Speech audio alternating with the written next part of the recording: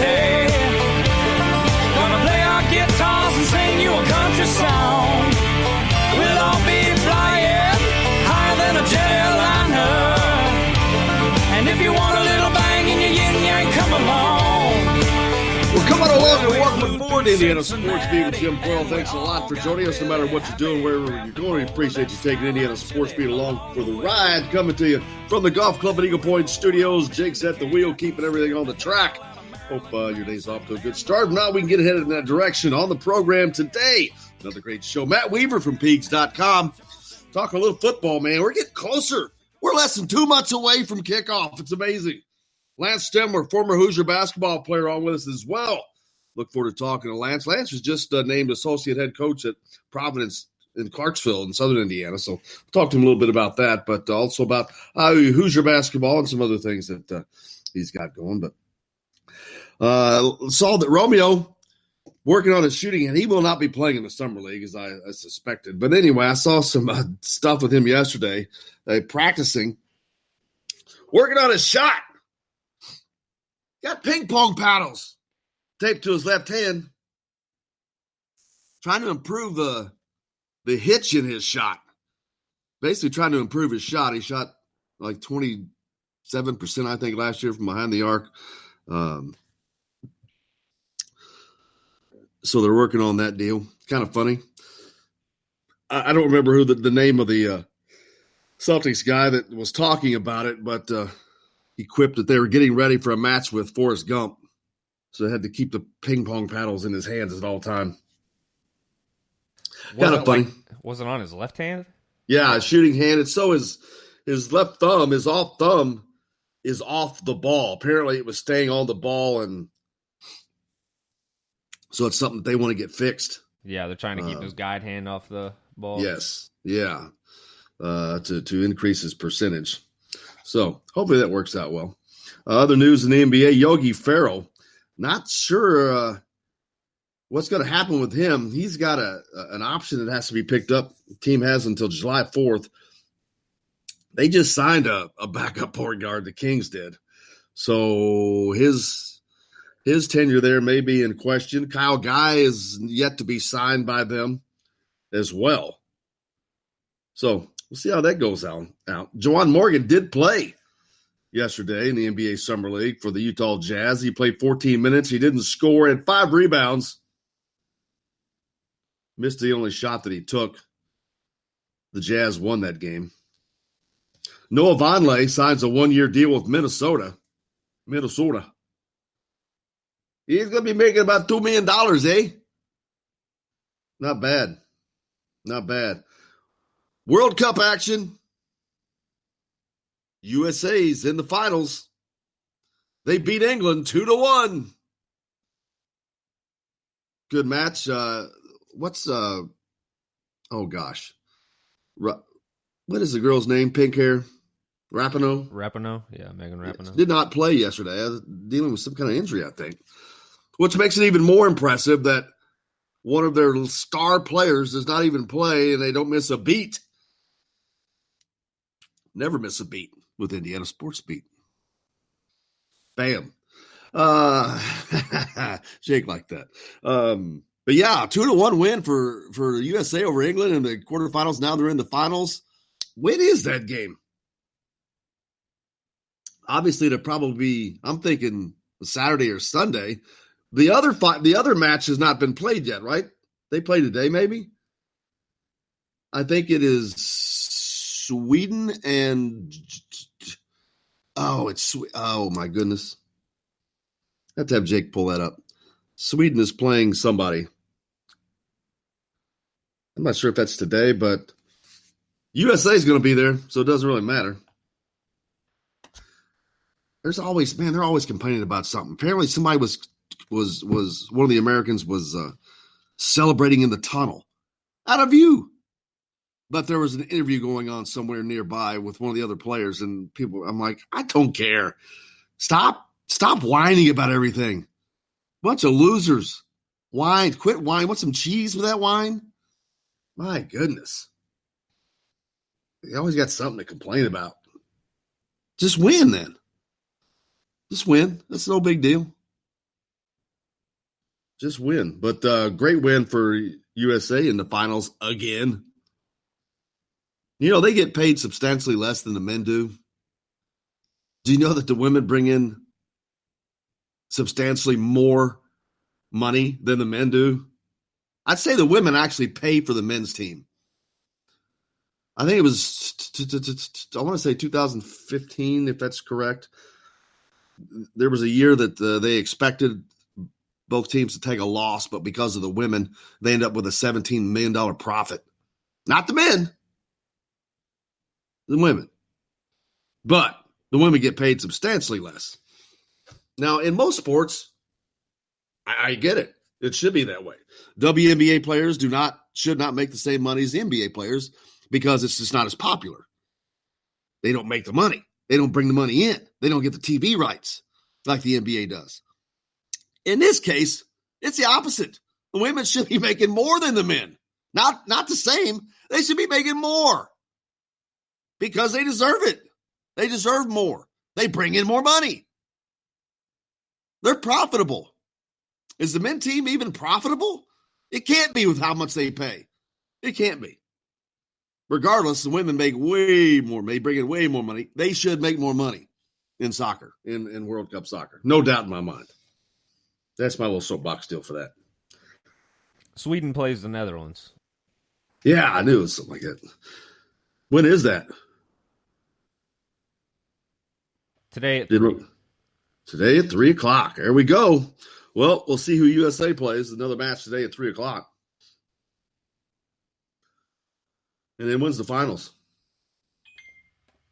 Sunday at 11 a.m. Sunday at 11 a.m. Gonna have to skip church or leave early. You got to go to the Saturday service for the Catholics. Congratulations to the women. I mentioned Noah Vonleh. Andrew Saalfrank making his pitching debut on Friday. Good luck to Andrew Saalfrank. One of the 47 players from Indiana that was drafted into the major leagues this year. At least it seems like it. My gosh. I was talking to Coach Mercer at a function not too long ago, and I'm like, dude, you got to have a team? Man, I think it was 11 players was drafted into the major leagues. I think all but 2 of them left. There's your almost your entire starting roster gone. Bye-bye. But they got a lot of great recruits coming in. But it's also a way of getting into Coach Mercer. That was his first season last year. Won a Big Ten title, that's all. No big deal. Hadn't done that since 2014. But he's also getting his own players in, and so that helps for whatever reason. But how about the 30 for 30? Did you see that yesterday? Kobayashi. Joey Chestnut. You know, that sounds like a cross between the movie Usual Suspects and The Sopranos. Insert Kobayashi for Kaiser Soze. Kobayashi. And then Joey Chestnuts. They should have called him Joey Hot Dogs. Hey, Joey Hot Dogs. But That wasn't as good as the Indiana Sports Beat one. Huh? So that wasn't as good as the Indiana Sports Beat. Well, maybe not. Joey Chestnut. Well, I wish I can't call you that because your name has that one syllable. It doesn't work. Jake Hot Dog. It doesn't work. You need that Joey. Hey, Joey Hot Dogs. Joey Bag of Donuts. Joey Bag of Donuts. Whatever. Man, on the program today, Matt Weaver from Pigs.com. Like I said, we're going to talk a little football. We're less than 2 months away from kickoff, baby. You know, Indiana kicks off the season at Lucas Oil Stadium this year. Ball State. Looking forward to that. But I'll be honest with you, man. I do not enjoy watching games from the Lucas Oil press box. It's like 2 miles away. It's like getting a text from somebody to describe what's going on. It is Man, that's like being at the top of the Salesforce building there in Indianapolis. It's huge. It's huge, man. It's huge. Do they have TVs up there at least? They have to. Oh my, I'm serious. It is without a doubt the furthest away I have ever been from the field. It's but the thing I hate worst about it, and I don't like being in press boxes for football games, is you get no feel for the game because you hear nothing. I mean, the sound is pretty much blocked out. They have their own announcer in the press box. It's very quiet because it's obviously working press box, and it should be. But man, can I get near a window? I want to feel the crowd. I want to feel that action. But alas, like you see basketball, you're in it. You're not separated, and it makes a difference. I much prefer. I wish they had the windows open for football. But oh well. What are you going to do? But football's not that far away, man. Looking forward to talking to Matt. Recruiting continues. Indiana continues to get commitments. There was a story in the Indianapolis Star yesterday talking about what does Indiana have to do to reach a bowl game. Well, that's pretty simple. You got to win, baby. Just win, baby. Just win. I'm drawing all kind of blanks today. That was from the Oakland Raiders back in the old days. Al Davis. Well, Al Davis. Just win, baby. Just win. That's all he would say. Just win, baby. He was a character. But that's the deal. You just win. You just win. But Indiana's schedule is not going to be easy this year. Of course, it's never easy when you play in the toughest division in college football, the Big Ten East, with a gauntlet of Michigan, Michigan State, Penn State, Ohio State. How about them for entrees? How about those apples? How about them apples? They've also got to go to Lincoln, Nebraska, and play possibly the team on the rise over in the West, the Cornhuskers. They've got to go to West Lafayette. They've got to win the games that they have to win, but they've got to come up with a sixth to win. Obviously, Eastern Illinois on September 7th. They've got UConn at home on September 21st. As I said, they open the season up on August 31st at Lucas Oil Stadium against Ball State. So there's 3 wins. Then you got Rutgers at home in October. Then you got to go to Maryland, October 19th. There's a game that they have to win. No doubt, they have to win. It's not a question. Have to win that game. Because they've got to get to 6. Then you've got a Northwestern team coming into Memorial Stadium. That's last year's Big Ten West champion. Last year's Big Ten West champion. That's on top of Nebraska. That's on top of Purdue. Got to beat Northwestern at home. Now, they had to replace Clayton Thorson. He's in the NFL now. But guess who could come in to replace them for them? 2016 Indy star Mr. Football Hunter Johnson, a one-time 5-star prospect from Brownsburg. He transferred back from Clemson last year.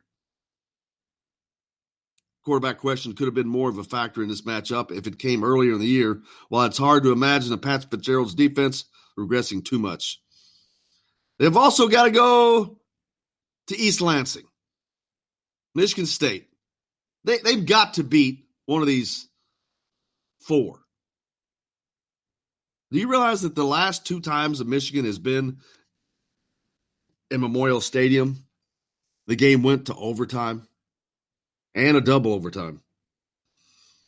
They've been that close the last 2 times to beating Michigan.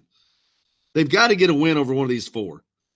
I mean, they don't have to do that to get to a bowl, but doing that would certainly probably get you there. Because if you're doing that, you should be doing other good things. But the Spartans may be the most vulnerable of those four. But they have some big names returning. Still think that may be an opportunity for them. But like I said, they've got to go to Purdue and they've got to go to Nebraska. Tough places to win. I just don't see them beating Purdue. Jeff Brom is just a great offensive mind. Winning on the road there is tough, although they played them well the last time up there. Richard Lago led them to within a score in that game. I don't know that they expected to lose that game, but they sure did. So we'll see what they can get done. Hey, we got a lot coming up on the show today. Like I said, Matt Weaver, we're going to talk to him from Pigs.com in the next hour. Lance Stemler, former Hoosier basketball player, going to join us as well. We got plenty to talk about. You had the opportunity to talk to George McGinnis. Wow, what an incredible interview this is. A little reboot for you. Stay tuned, Indiana Sports Beat. Tons more coming up here from the Golf Club at Eagle Point Studios. I'm Jim Coyle. I'll be back with more right after this.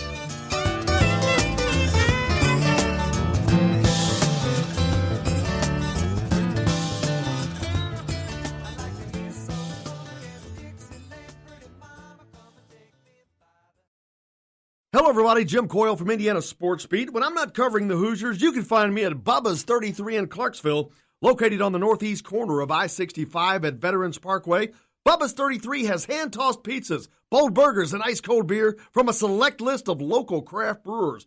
An incredible food selection, all made fresh daily. Whether you're meeting the team for that post-win meal in the family dining area or meeting friends for happy hour to watch the game on one of Bubba's 50 TVs. Bubba's 33 in Clarksville. Pizza, burgers, beer. We all want a winning smile for those championship photos, and that's exactly what you will get at Reynolds Family Dentistry in Sellersburg. Reynolds Family Dentistry has been serving the dental needs of Hoosier families for over 30 years. Let Doctors Roger and Jay Reynolds take care of your family. Just off of I-65 at 809 South Indiana Avenue in Sellersburg. Call 812-246-3368. That's Reynolds Family Dentistry, 812-246-3368.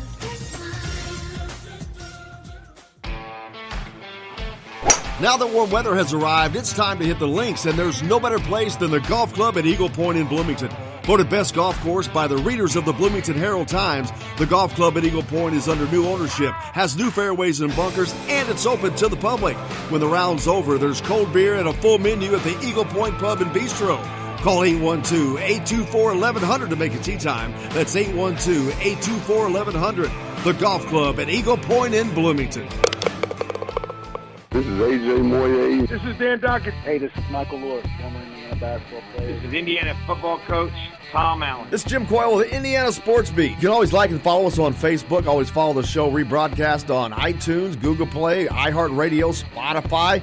TheDailyHoosier.com is a great place to sign up for each and every day. Or, of course, on 97.7 The Ref in Evansville. For the best recycling and waste removal service, turn to the area's leader, Sweetland Waste Removal and Recycling, a homegrown company serving southern Indiana since 1995. Sweetland Waste Removal and Recycling serves Floyd, Clark, Harrison, and Washington counties. For excellent service and peace of mind, call Sweetland Waste Removal and Recycling today at 812-944-5642. That's 812-944-5642. Keep life sweet with Sweetland Waste Removal and Recycling. All across the country, people are coming together to speed up what we can learn about health. The All of Us Research Program is calling on 1 million people to join us as we try to change the future of health. For your family, for future generations, for all of us. Visit joinallofus.org and find out how you can become 1 in a million. All right, crew, let's get her dug. Honey, you want to give me a hand? I'm planting that tree, remember? No matter how large or small your digging project may be, no matter how urban or rural, you must always call 811 before any digging project. 811 is our national one-call number, alerting your local utility companies to come out and mark any lines they have near your dig site. You must call 811 at least 2 to 3 business days before any digging project so you can avoid hitting our essential buried utilities. This includes natural gas and petroleum pipelines, electric, communication cables, and water and sewer lines. So before you do this or this, make sure you do this. For digging projects big or small, make the call to 811. Brought to you by Common Ground Alliance. This is former Indiana basketball player Brian Evans, and you're listening to Indiana Sports Beat with Jim Coyle.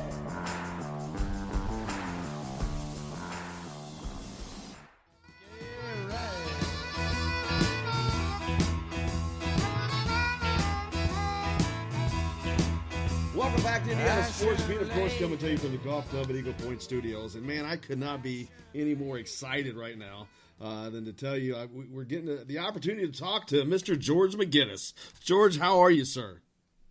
I'm doing fine. Thank you. I had the opportunity to run into Mr. McGinnis a few weeks ago at the All-Star game, and he was there, one of the many people being acknowledged, but one of the most well-known names. How is it something that you just don't even think about? But George McGinnis is one of the most well-known names in the most prominent basketball state in the country. That's got to be a pretty cool thing.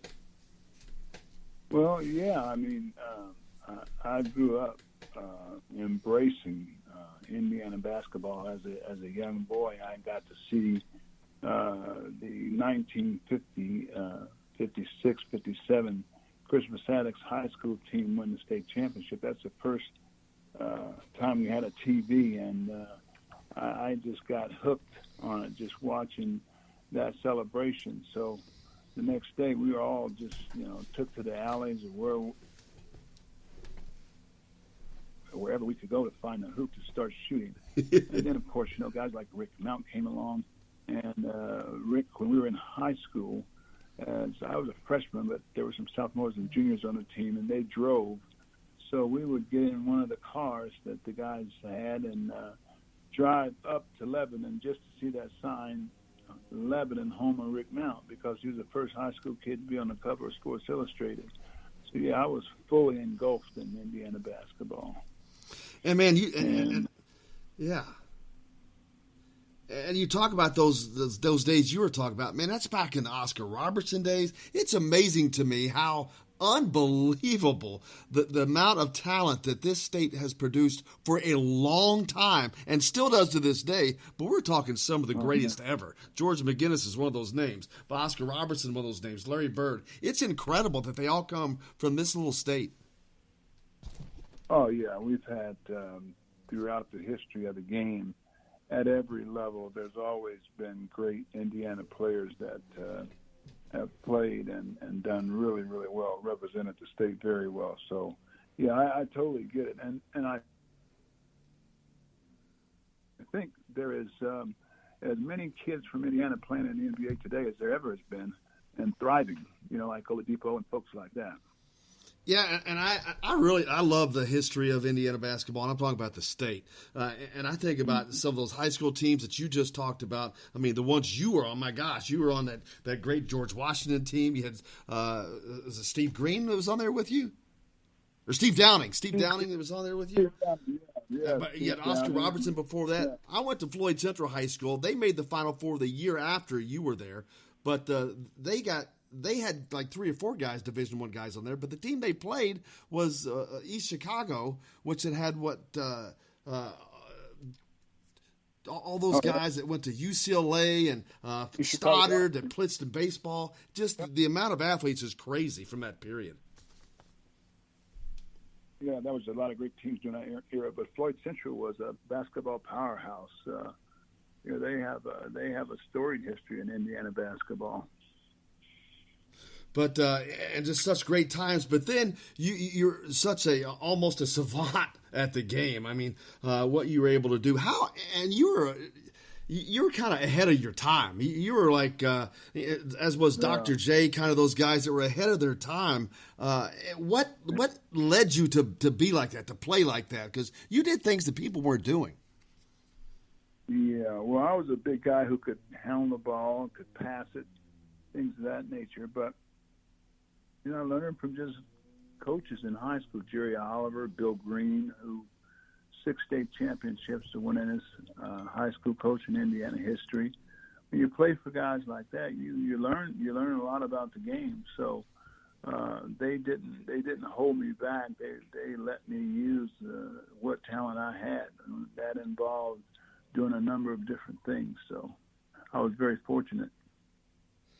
And you have played, you talk about we can start at the pros and go backwards, but all the way back to high school, you've been fortunate also to play with some incredible talent from the jump.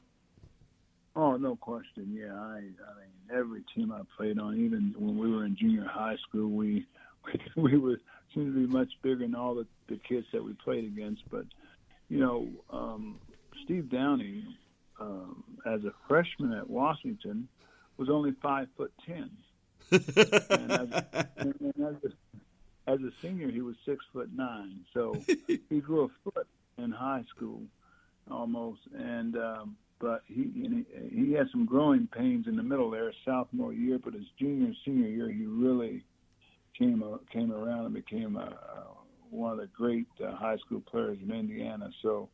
Yeah, and then we had Jim Arnold, we had Wayne Pack, we had a great team. So we were favored to win. So there was a lot of pressure on us. And, you know, Marion gave us one heck of a go in the Final Four and probably should have beaten us, but we got pretty lucky in the last couple of minutes of that game. Back then, when you guys were the best team in the state, but what kind of pressure was on you as a player, as an African-American kid back then in that time? I mean, there's all kinds of things that are going on around you. Yeah. Well, I didn't see as much of the racial stuff like Oscar Robertson did. It was because of guys like him and teams like Addix and his coach and all the administrators over at Addix who kind of paved the way for guys like myself and other African Americans who played. So I didn't have a lot of obstacles in front of me. So I would just kind of put my blinkers on, and my coaches told me to play, and that's what I did. How tough was it going undefeated? Well, you know what? I'll tell you what made it easy, and here was the key. Our junior year, we got beat by Shortridge because we were favored to win the state that year. And Shortridge came and played a real slow game and shot the ball every 2-3 minutes, and they ended up upsetting us and winning. They went to the state finals, and, of course, they lost to a Gary team. Then the following year, Jerry Oliver went to Indiana University to become an assistant coach. Bill Green got the head job at Washington High School because of that. And he called us all in. And he said, guys, this is going to be one of the great teams of all time. He says, I'll make a deal with you. For every game that you win, we play Fridays and Saturday nights now. Every game that you win, we'll take you to White Castle, and you can eat 10 White Castles apiece. I was cheap back in. Yeah, and that was inspiring. So we went 31-0. Fueled by White Castle. The story, the news is out. It was fueled by White Castle. Oh, really? No, I'm just saying. Yeah, the story's out now on you guys. Your championship was fueled by White Castle burgers. Oh yeah, I think a lot of people know that story. It was a great incentive, and we loved it. So even after we went and won the state championship, everybody wanted to go to some big dinner. We said, no, we'll just go to White Castle. We'll go to our regular place and eat there. So it was a lot of fun, man. So we still get together and talk about those days. I mean, I see Steve probably once every 3 weeks. I talk to him almost every day, as well as some of the other guys on my high school team. So we're still very close, and it's funny to reminisce about some of those things. And a great player he was as well. It's amazing you guys were on the same high school team. It's almost not even fair. I mean, you had two incredible players there. Right. And you finish your high school career and then you go on to Indiana. What was back then? What was the draw to Indiana? Was it the former coach that had moved over there? Was Indiana? They had won a couple national championships at that time, but I think the last one was in the 50s. What was the draw to IU at that time? Well, I mean, I had always loved Indiana basketball. I loved watching them play. I loved the way they played, how they ran up and down, and all the great players and great shooters they had over the years. And I was honored that they went and recruited me really, really hard. Lou Watson, who was the coach back then, and so it was good. Now, you know, freshmen couldn't play back then, so I spent a year just kind of playing intramural ball and that kind of thing. But it was an enjoyable deal because my dad, who got killed in a construction accident right after my last Indiana-Kentucky game was played in the high school All-Star game. My dad fell from a building and was killed. So I wanted to stay close to home, especially because my mom and, you know, I was worried about her. And so it really worked out well. And you go to Indiana, and because freshmen weren't eligible, the sophomore year you get to play, and of course you light it up, average 30 points a game, all Big Ten, all American, all world for that matter. But that's the only season you get to play in Indiana, and I'm assuming a lot of that was because of the passing of your father. Yeah. I mean, we were very poor, didn't have anything. My mother and father was from the South, and my dad was a laborer and worked in a factory at night. He worked 2 jobs. And so it was just a way to kind of help my mother out of her situation. I didn't want to see her have to suffer anymore. My dad had bought his first house, and there was a lot of obligations that she was under that put a lot of pressure on her. So, it was a quick way for me to kind of help put her in a position where she was not only comfortable, but the stress wasn't there as much. So, and I was able to do that. And the house I bought her, she still lives in that house today. And every time I go there, it makes me so proud to know that, she's still in that little house and she still loves it, And knowing that you had to do that, of course, was there ever a time where you wondered what it would have been? Because obviously you didn't play for Bob Knight. Bob Knight comes into IU right after you leave, ironically. Ever wondered what it would have been like with you there and Knight there at the same time? Well, he'd have been tough to play for. I mean, I don't think there's any doubt about that. I think every player who's played for him has said that. But you know what? He embraced me. He was nice to me. He invited me down to games. He invited me to a Final Four. He was very encouraging and kind. The one thing I do think about is 1974 when they made it to the Final Four and played UCLA. And Steve Downing got a really bad call against him, against the big center, Bill Walton. And I thought, man, I would have loved to have been on that team if I think I could have made a difference, because I think they had 2 forwards, and Keith Wilkes and the other guy, and each one of them was like 6'5" and 6'6". So I would have brought some size and some physicality to the table. So. But they still done well. Coach Knight, he was amazing. But I ended up okay, and he ended up okay too. Oh, absolutely. I'd say. You know who else was on that UCLA team? A guy named Pete Turgovich, who played for East Chicago, Washington, who won the state championship the year after you did. I'm too young to know that much stuff, George. I'm too young to know that stuff. Yeah, on that team, but he didn't play a whole lot. That particular year, I don't know if he played much a year or two after that. I think he got more time, but in that particular game and up to that game, I don't think he played much. But he was a dynamic high school player for sure. Well, you were a dynamic high school player, dynamic college player. Then you move on because of the circumstances to the pro level. And then it's the ABA, not the NBA. And the ABA was such a unique organization then. And it gave a lot more guys the opportunity to play pro basketball.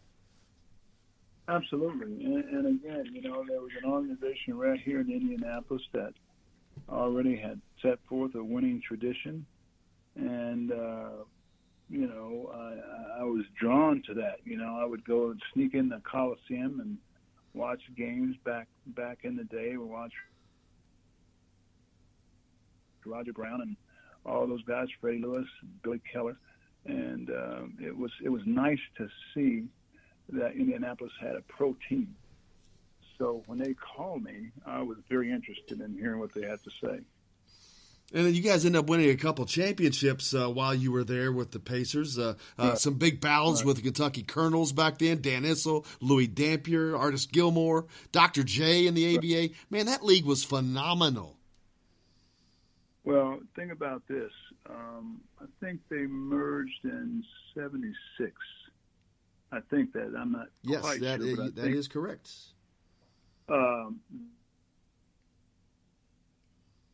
That year, I think the ABA players made up at least almost a third, if not close to half, of the All-Stars for that year. So, it was just a league that was unique, had great players, and we were fun to watch because we played a wide open game like you see today, where these guys are shooting threes and scoring a lot of points. That's a much more fun way, I think, to watch basketball, and that's what the ABA offered. Now, the NBA didn't like the ABA very well because obviously we were competitors, but the ABA brought a lot to the table, and when they merged, that all come to light.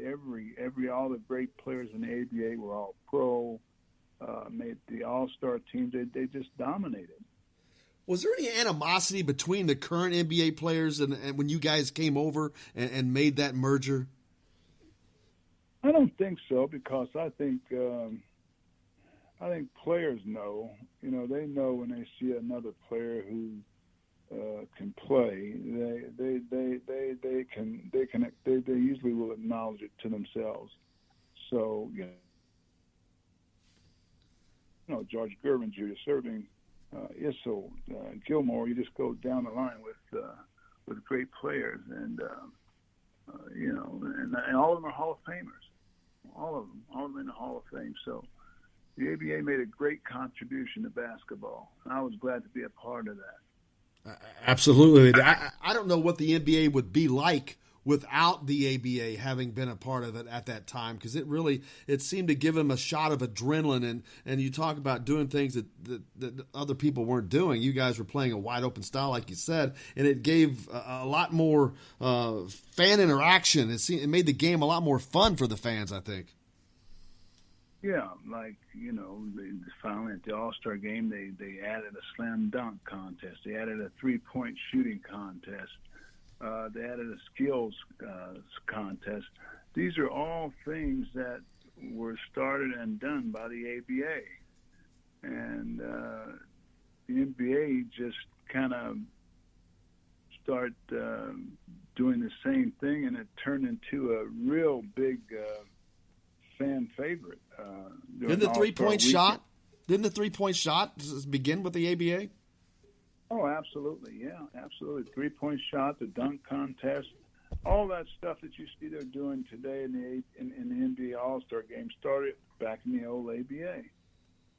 Nuts.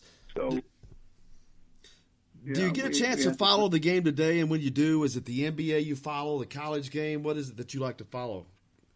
I like college. I'm a big IU fan. I still watch them. I don't get too many games down there, but I do like to watch them on TV.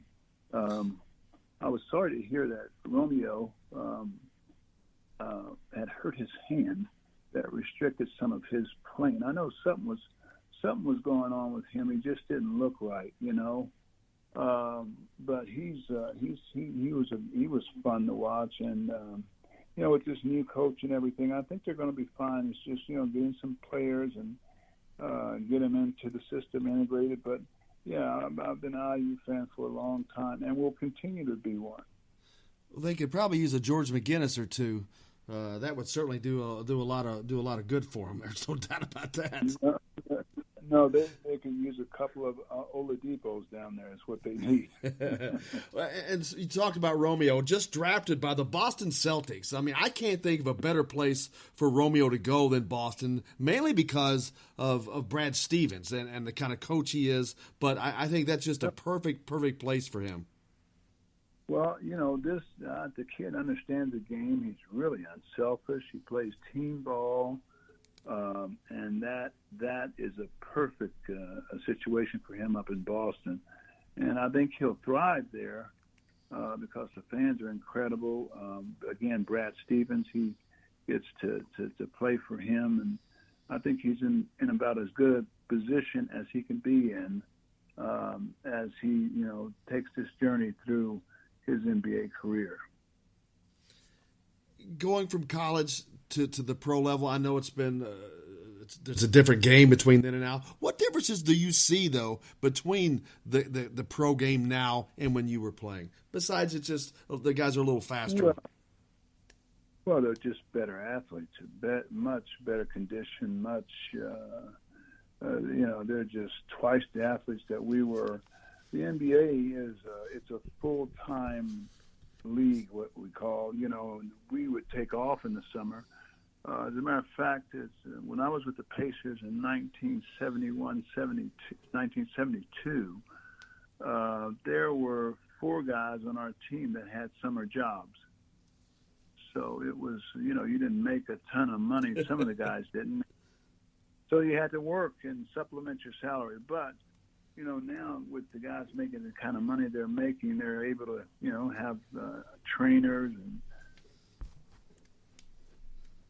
nutritionists and things like that, so they stay in shape year round, and they almost have to stay competitive because there's always young guns coming into the league looking to make a reputation.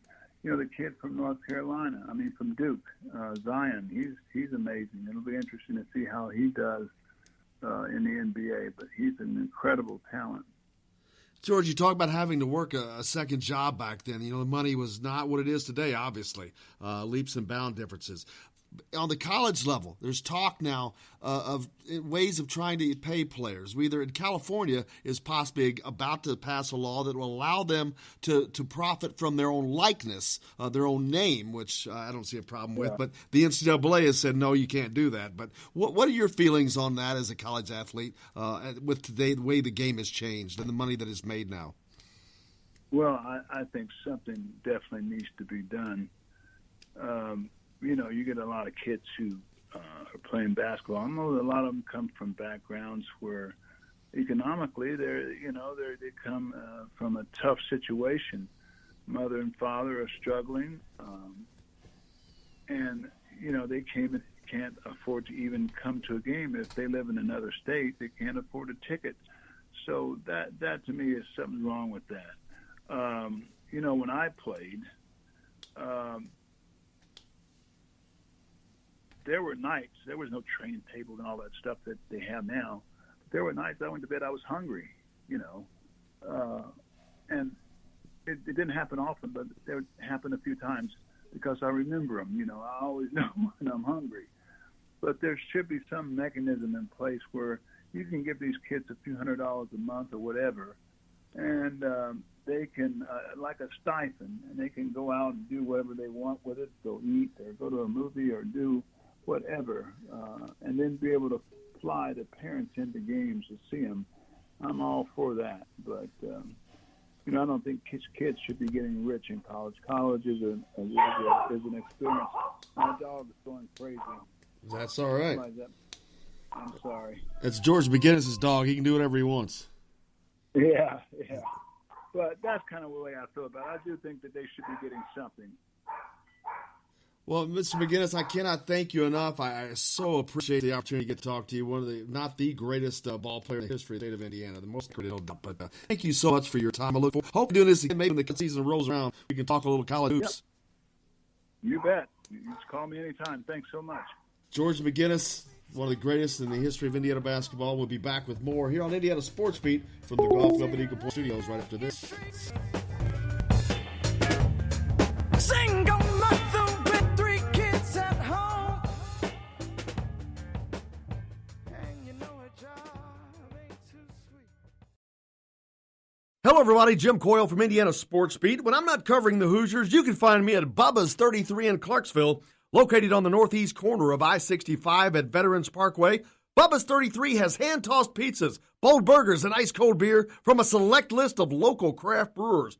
An incredible food selection, all made fresh daily. Whether you're meeting the team for that post-win meal in the family dining area or meeting friends for happy hour to watch the game on one of Bubba's 50 TVs. Bubba's 33 in Clarksville. Pizza, burgers, beer. We all want a winning smile for those championship photos, and that's exactly what you will get at Reynolds Family Dentistry in Sellersburg. Reynolds Family Dentistry has been serving the dental needs of Hoosier families for over 30 years. Let Doctors Roger and Jay Reynolds take care of your family. Just off of I-65 at 809 South Indiana Avenue in Sellersburg. Call 812-246-3368. That's Reynolds Family Dentistry, 812-246-3368.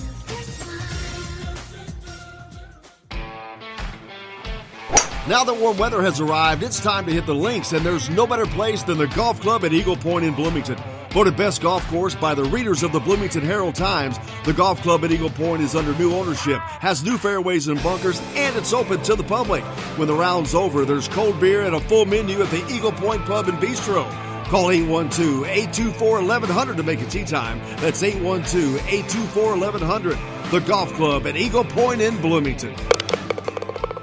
This is AJ Moye. This is Dan Dockett. Hey, this is Michael Lewis, former Indiana basketball player. This is Indiana football coach Tom Allen. This is Jim Coyle with the Indiana Sports Beat. You can always like and follow us on Facebook. Always follow the show rebroadcast on iTunes, Google Play, iHeartRadio, Spotify.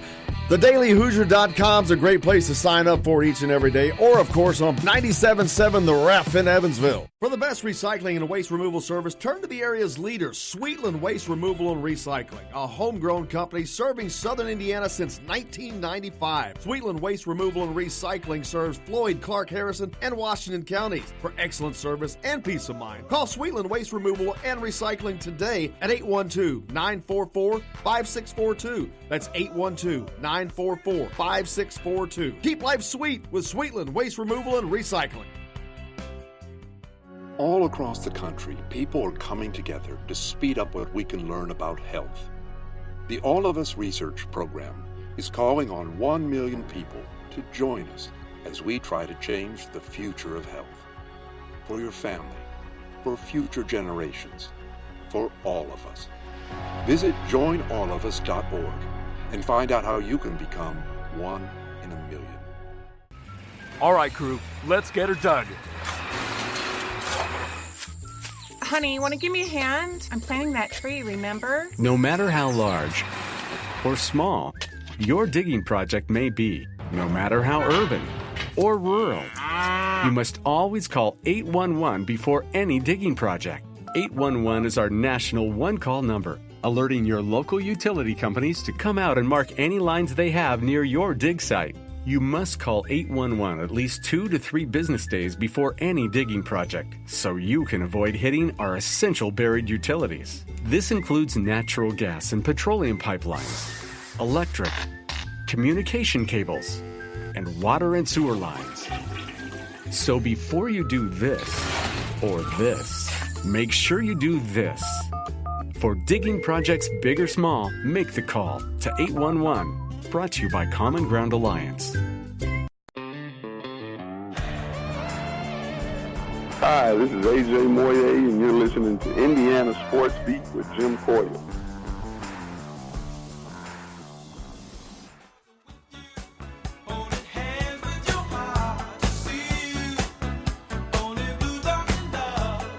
Welcome back to Indiana Sports Beat, coming to you from the golf club at Eagle Point Studios. Good time to play some golf, man. It has not been raining. Jim Coyle with Indiana Sports Beat. Thanks a lot for taking this along. Wow, I'm still getting the opportunity to talk with George McGinnis. Wow, great thrill. Just an absolute gentleman, class act, and a freaking legend. Kids, go Google him. The stuff that he put up, crazy. NBA All-Star, ABA All-Star, ABA titles with the Pacers. He was a force in his one season at Bloomington, double digits in points and rebounds. Crazy. Incredible. On the program today, Matt Weaver joins us in the next hour. We'll talk a little football. You know, we're less than 60 days from kickoff, man. Less than 2 months away. August 31st, Lucas Oil Stadium. Indiana Hoosiers will be meeting the Ball State Cardinals to open the season. Looking forward to it. Lance Stemler's on the show today as well. What does Indiana have to – Indiana's got to find a win somewhere. They've got to find a win somewhere. I was talking about that a little bit earlier. I'll talk about that with Matt Weaver when he's on as well. They just have to do it.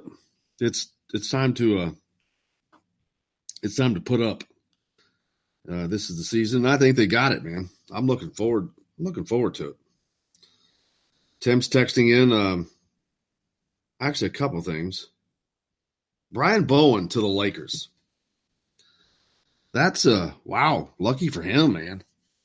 He ends up in a freaking good spot. LeBron, Anthony Davis, get out of here. All the crap that he's gone through, now look at him. He's on a team that may be the favorite to win the NBA next year. Nuts. Crazy how things work. Tim's waiting to hear from Archie's assistant coaching hire. Says it's almost as nerve-wracking as waiting for a player to commit because of how important his recruiting experience will be for IU's future. Yeah, it's going to be very interesting. Very interesting to see who he can get. Who's available? Well, I mean, by available, what do you mean? I don't know. Who's willing to come over? It's going to be this is a very, very important hire. I talked about this yesterday. This is a mark that 2 years from now, I truly believe that you'll be able to look back and say, oh, there's where things started picking up. Or there's where things could have picked up. Who knows? Hopefully it's the former.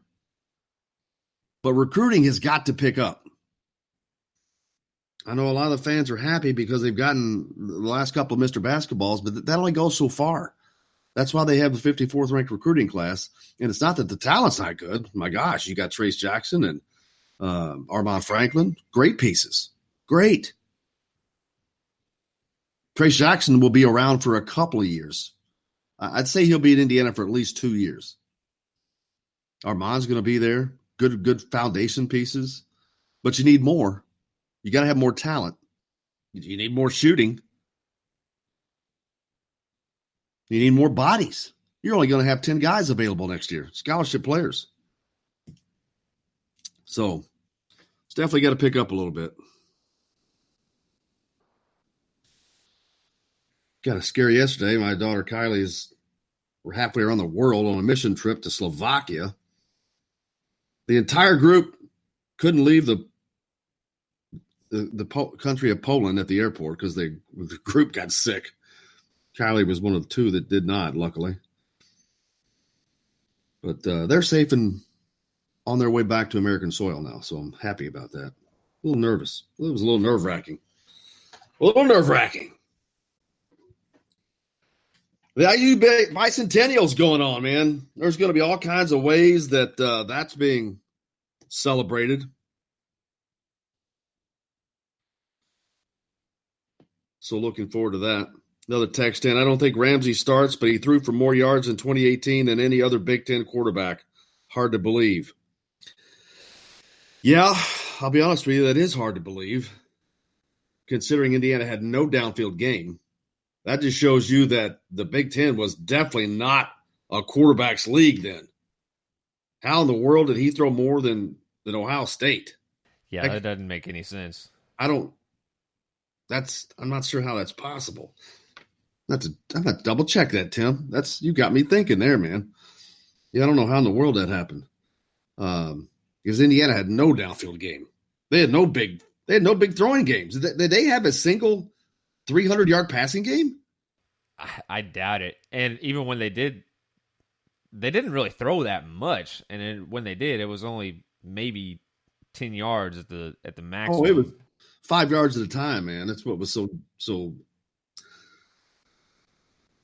what's the word? Frustrating.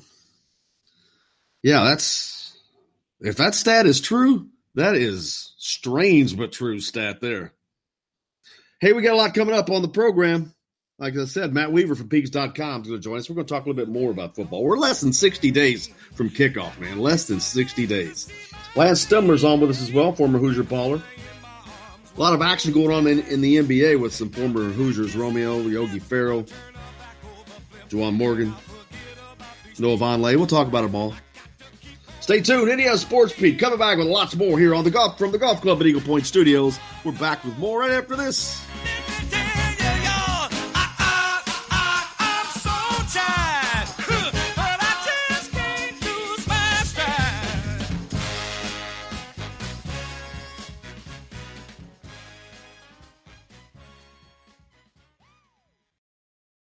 Hello, everybody. Jim Coyle from Indiana Sports Beat. When I'm not covering the Hoosiers, you can find me at Bubba's 33 in Clarksville, located on the northeast corner of I-65 at Veterans Parkway. Bubba's 33 has hand-tossed pizzas, bold burgers, and ice-cold beer from a select list of local craft brewers. An incredible food selection, all made fresh daily. Whether you're meeting the team for that post-meal dining area or meeting friends for happy hour to watch the game on one of Bubba's 50 tees. Bubba's 33 in Clarksville. Pizza, burgers, beer. We all want a winning smile for those championship photos, and that's exactly what you will get at Reynolds Family Dentistry in Sellersburg. Reynolds Family Dentistry has been serving the dental needs of Hoosier families for over 30 years. Let Doctors Roger and Jay Reynolds take care of your family. Just off of I-65 at 809 South Indiana Avenue in Sellersburg. Call 812-246-3368. That's Reynolds Family Dentistry, 812-246-3368.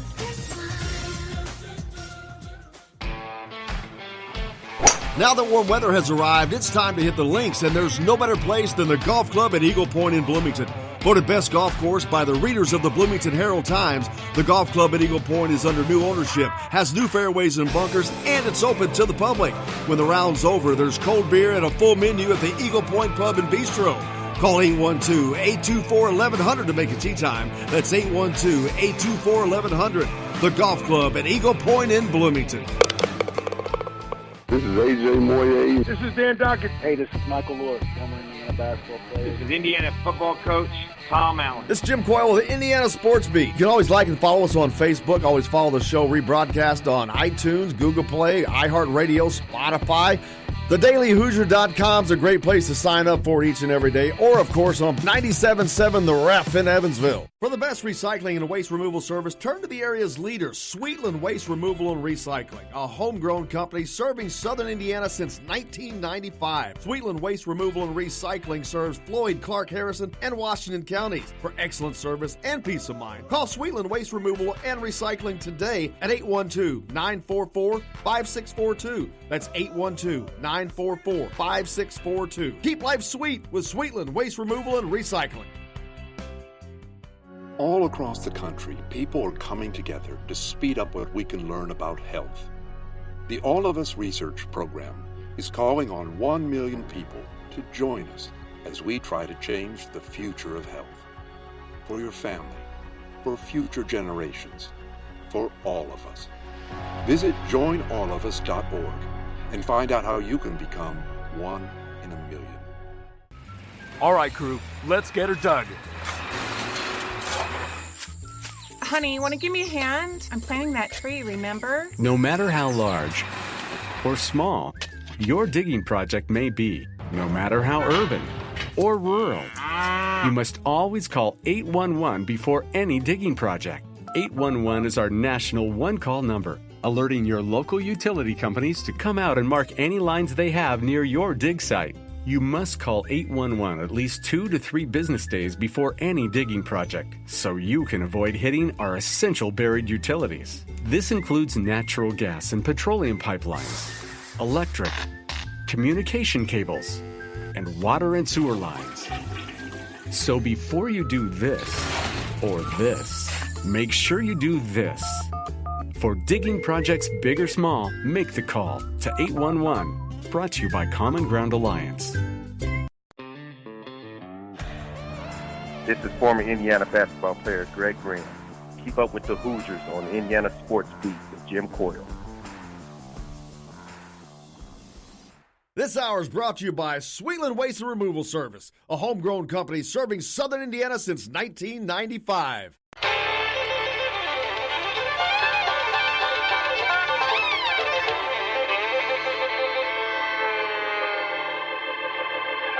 Well, we're coming to your city.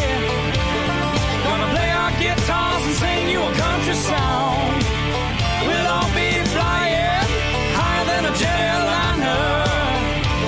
And if you want a little bang in your yin yang, come along. Well, come on along, and thanks a lot for taking Indiana Sports Beat along for the ride. Wherever you're going, whatever you may be doing, we appreciate you taking Indiana Sports Beat with you. Coming to you, of course, from the Golf Club at Eagle Point Studios. Jim Coyle with you as always. Jake's at the wheel, keeping us on the track. Hope your day's off to a good start. We've hit the midpoint. Short week. Well, not short for us, but short for a lot of people. Tomorrow, the July 4th holiday. Bang, bang. We'll be with you, though. Don't worry. Lots going on today on the program. Matt Weaver's going to join us. We're going to talk a little IU football. We're less than 60 days from kickoff, man.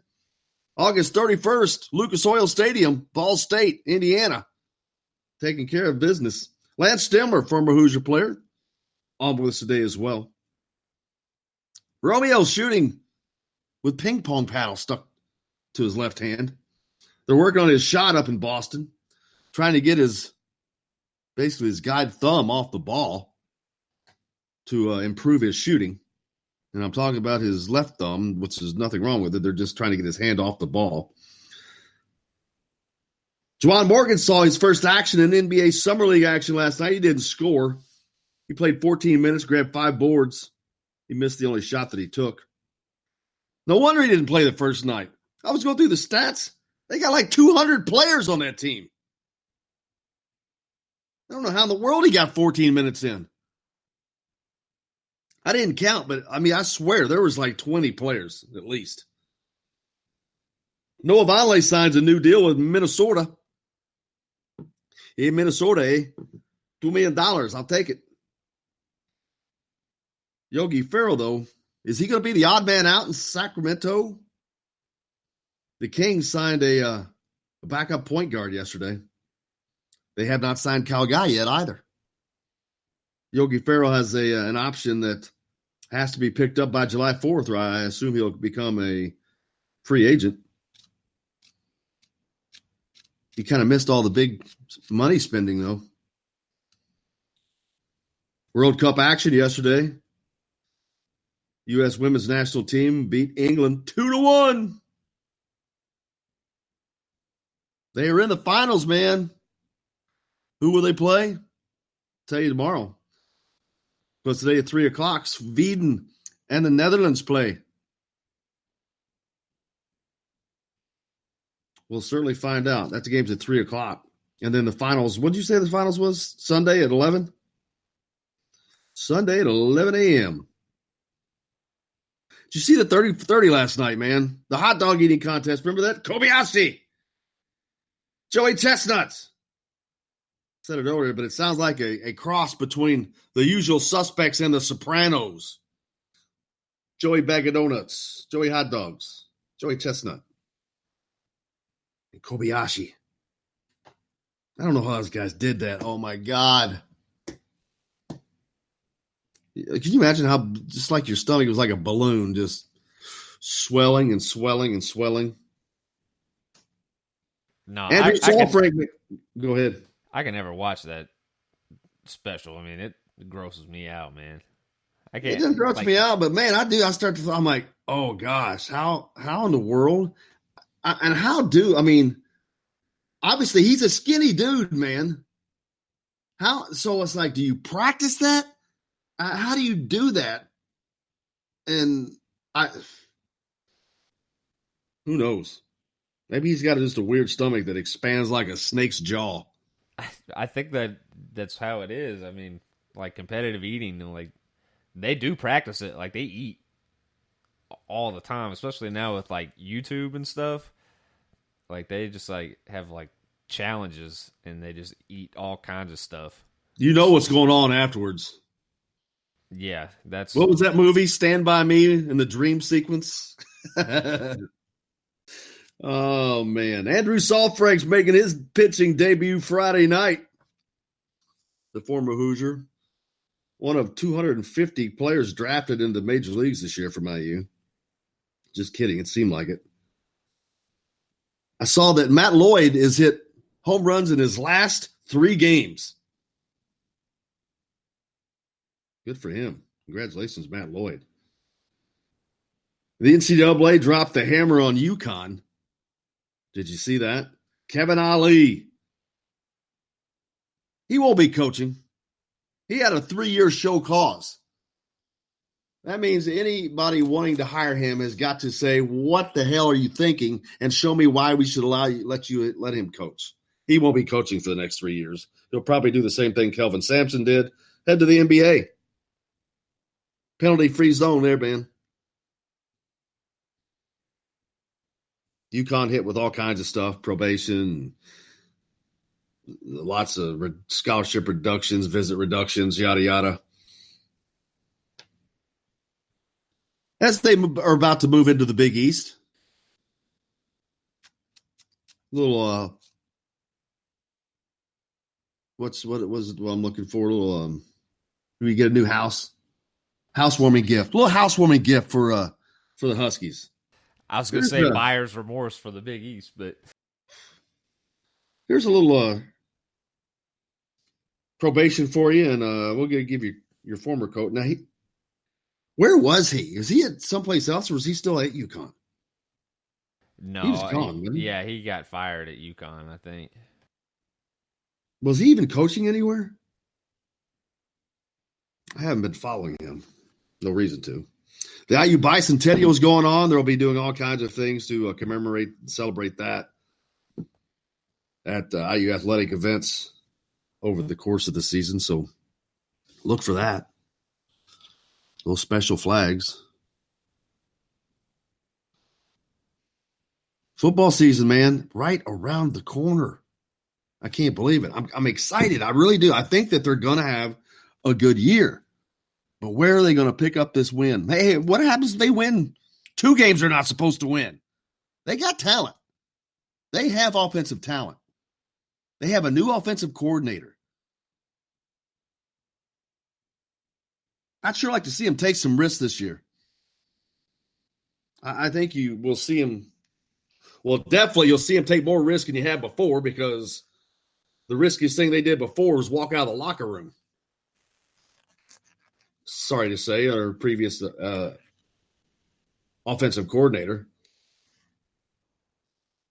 Predictability has been a bad thing for Indiana on the football field here of late. That's going to be changing, though. Kalen DeBoer, I'm looking forward to that. I'd like to see who's going to win that quarterback battle. Who's going to be Archie's new assistant? Don't know. We're going to probably, from what I was reading, that he's probably just now getting started on that. I do not expect, I can tell you this, I said this yesterday, I absolutely do not expect this to be somebody with IU connections. If it is, that's great, but that's not at all what I'm expecting. And that doesn't matter. I think that's irrelevant. I mean, it would be nice. Don't get me wrong, it would be great. And I've said that, the tradition and all that. But when it comes down to it, it's simply about winning. It's simply about getting the best candidate for the job. They need someone that can recruit successfully. That's all that matters. That is all that matters. What I think. We got a great show coming up. Matt Weaver, Beats.com's with us. Lance Stemler is also with us as well. He was named the associate head coach of Providence in Clarksville, Southern Indiana. So he's gonna have a busier summer. Looking forward to talking to him about that. We'll talk about the assistant coach's deal as well. Plenty to get to. Stay tuned. We got more coming up here on Indiana Sports Beat. Coming to you from the Golf Club at Eagle Point Studios. Back with Matt Weaver right after this. It's a nice day for a white wedding. It's a nice day to start again.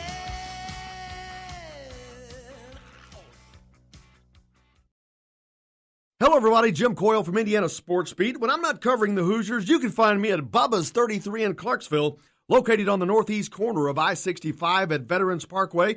Bubba's 33 has hand-tossed pizzas, bold burgers, and ice-cold beer from a select list of local craft brewers. An incredible food selection, all made fresh daily. Whether you're meeting the team for that post-win meal in the family dining area or meeting friends for happy hour to watch the game on one of Bubba's 50 TVs. Bubba's 33 in Clarksville. Pizza, burgers, beer. We all want a winning smile for those championship photos, and that's exactly what you will get at Reynolds Family Dentistry in Sellersburg. Reynolds Family Dentistry has been serving the dental needs of Hoosier families for over 30 years. Let Doctors Roger and Jay Reynolds take care of your family. Just off of I-65 at 809 South Indiana Avenue in Sellersburg. Call 812-246-3368. That's Reynolds Family Dentistry, 812-246-3368.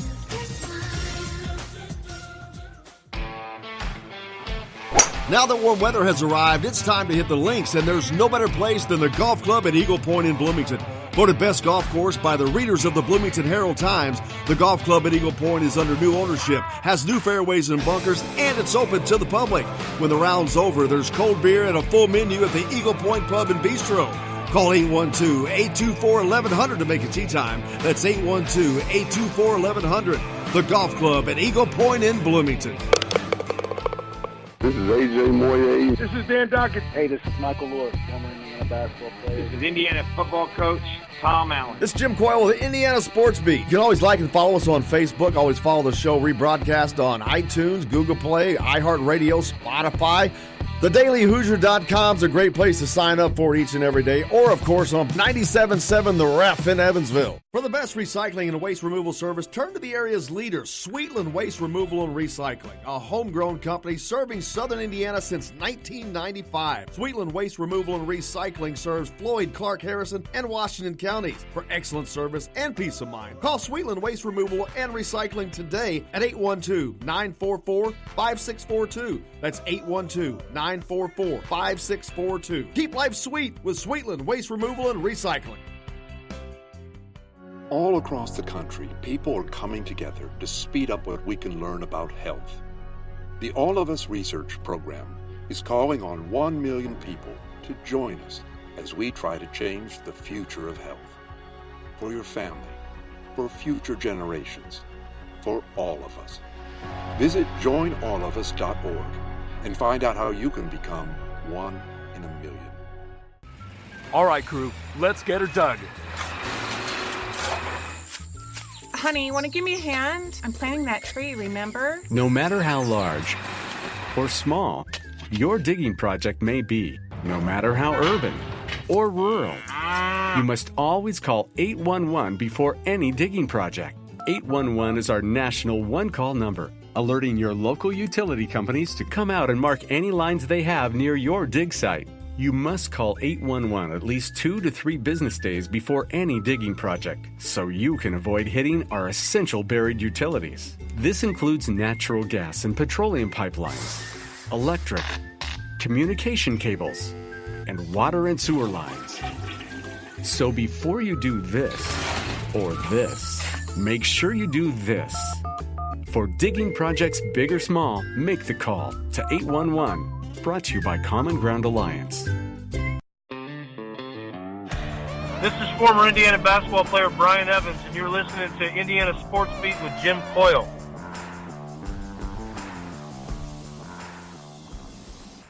Today's guest is brought to you by Reynolds Family Dentistry of Sellersburg. You need $1 million smile for those championship photos, and that's exactly what you'll get with Reynolds Family Dentistry.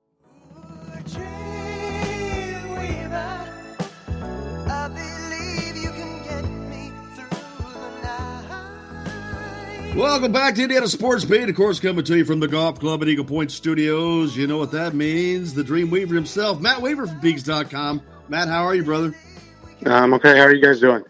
Good. I can't believe, man, we're inside of 60 days into kickoff, man. The season, I know it's too much, but that's not very far away. No, it's it's just around the corner. I mean, like you said, inside 60 days, fall camp gets started in about a month. And obviously, you got Big Ten Media Days later this month, and I'm sure the IU Media Days will be obviously right before fall camp. So a couple weeks before it really picks up, but it's like I said, just around the corner. And I saw Lindy's came out with their projections. They had Indiana 5th in the Big Ten East, which I guess that's nice because you're above the other two, but you're still behind those four, the juggernauts. Who do you think is the most susceptible possibly to Indiana getting a win this year? Because I know you got Ohio State and Michigan both coming into Memorial Stadium, so they have to travel to East Lansing and travel to Happy Valley. But I think that their best opportunity may lie on the road. Yeah, I mean, I would probably lean towards Penn State just because Trace McSorley was just such a big part of that program for the last few years. I mean, he, every time that team needed a big drive on offense or a big play or, a 2-minute drive at the end of the game to win it, he always seemed to come up and make the play. I mean, his numbers, when you look at them, weren't great. In fact, I mean, statistically, his numbers probably were worse than, like Peyton Ramsey. But that kid was just a winner. I mean, he just made plays when he needed it. And I think that's going to be really hard to replace, just what he brought. Now, they got talent. I mean, and defensively, I know they recruited well. They recruited well on both sides of the ball. But, and that's a tough place to play. I've been there. The atmosphere is incredible, 100 and some thousand people, and it's loud. But, until I see Penn State and what they have at quarterback, and if they can adequately replace McSorley, I would say today I think I would lean towards Penn State as maybe the best shot at, maybe upsetting one of those four teams you mentioned. Yeah, I agree. That's kind of exactly what I was thinking. And in Indiana, obviously, we've talked about them all the time. But offensively, we talked about them a lot because it's going to be exciting. They've got so much coming back in the running backs room and all the competition at quarterback and all that. But the defense has got to improve. They've got 9 starters coming back, which is going to be huge for Tom Allen and that defense. But they've got to take a step up this year and got to get back to where Tom Allen had them a couple years ago. Yeah, it was, last year's defense, it was kind of interesting. They were one of the top teams in the country and one of the best in the Big Ten, I believe, in the takeaway margin, getting, forcing takeaways, which is something that they really pride themselves on. But yet they struggled, they really struggled stopping the run, obviously which starts up front and third downs. I think that was another area where they took a step back last year. And, Tom Allen will tell you that, obviously the biggest categories are stopping third downs on defense and getting them on offense, and then red zone defense and red zone offense. And the red zone offense last year was not very good. I mean, we've talked about that, but yeah, defensively, I think the takeaways, I think they'll still be as good at takeaways as, can that inside some of those new guys on the D line, add to Juan Harris, add to DeMarcus Elliott, Jerome Johnson's another year older. You got some young guys who've redshirted. Can you be better on first and second down? Because if you can get teams into second and long, third and long, and with that speed in the secondary at linebacker, they got a chance to really disrupt offenses and make some plays and get some takeaways. Yeah, it's going to come for me. It's going to come down to the defensive line and what they can get done and what pressure they can put on these teams. I know there's a lot of the Big Ten teams are not big throwing teams, but when they do throw, you got to put pressure on them. And like you said, you got to stop the run. You cannot allow all that pressure to be on the secondary, as good as the secondary might be. If you stretch it long enough, it'll break. So it's going to be very, very interesting to see what they can get done on that defensive line. Yeah, I agree. And like I said, they lost some guys who've been there and played, a decent amount, but, not overly talented guys. And I think the guys they've replaced them with are more talented, but you don't have the experience. So it's kind of, which one do you put more weight on? I personally put more weight on talent because I'd rather have a more talented guy who has less snaps than a guy who's got a ceiling and he's played more. but we'll see. I think Juan Harris is going to be huge. I mean, I know it's kind of been up and down with him, in his college career, but he seems to be have a different mentality, a different maturity level, and talent-wise, he's really good. And I really like the addition of DeMarcus Elliott, the other JUCO transfer, and Jerome Johnson's a terrific player. And you got some young guys I think have a chance to step in and really help him. And Jonathan King and Gavin McCabe, two guys who redshirted last year. And then some young guys and CEO and Antoine Whitner and CJ Person, all the guys that could factor in at defensive tackle. The recruiting is continuing to go extremely well for Tom Allen. I think the last time we talked, we were waiting for Baker's decision, the receiver from Cecina High School. Indiana gets that. How big is that for you? I know he's not a 5-star recruiting thing, but that's a big in-state recruit. Yeah, it is, and I think. First of all, he's a talented player. Like you said, he's not a 5-star, but this is a good receiver. Comes from a good program in Indianapolis. It's a smaller school, but it's a good program. But to me, their main recruiting, competition is, Iowa, Minnesota, Purdue, schools like that. And, Iowa and Purdue both wanted David Baker. And, he had visited both at different times. And they were right there in his top 2 or 3. And so to me, that's a big deal. If you start taking some guys away from the teams that are trying to beat you, that's significant. And, like I said, the biggest thing is, though, regardless of who his other offers were, who they beat out, this is a good player and good size, good ball skills. And, once they get him in there, get him in the strength and conditioning program, he's already got good size. Like I said, 6'2", like 196. So he's already there, get him a little bit faster. He's going to be a heck of a player, I think, for the Hoosiers. And speaking of that offense, man, they're going to have a lot of options and a lot of weapons. But another team that also has a lot of options and weapons is Purdue. Lindy's has them at 6th in the West. That's shocking to me. My guess on that is, offensively, they lost a lot of their O-line. I think they only got one starter back. And obviously Brom and that staff are terrific game planners and play callers on offense. But, Kevin Wilson always used to say, and 100% agree with him, you can only call what you can block. So, you can have the best receivers in the world, but if you can't block, keep the quarterback upright long enough for him to throw the ball, then you got issues. I think the other thing is Stemler, who, right now looks like they're going to be the starting quarterback. And he's been up and down. He's had injury issues. He missed a lot of spring ball because of that. And when he played, he was a starter to start last season, and he lost the job because he turned the ball over. So I think there's some question marks there. Defensively, they got some guys back. They got one of the best D tackles in the country, and Neal. The linebacker Bailey is really good.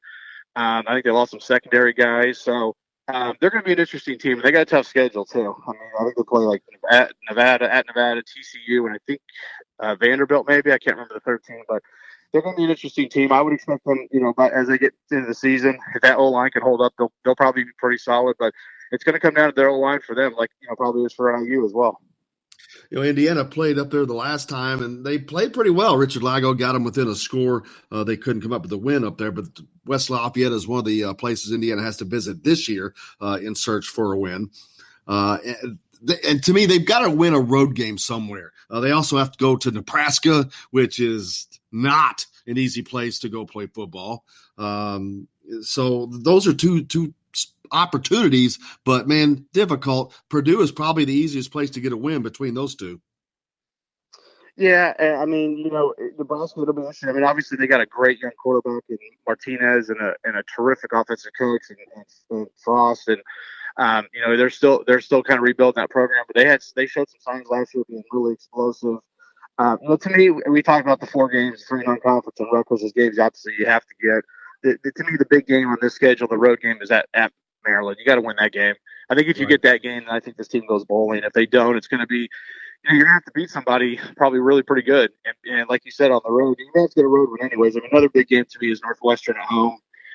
They're solid. Pat Fitzgerald is a fantastic coach.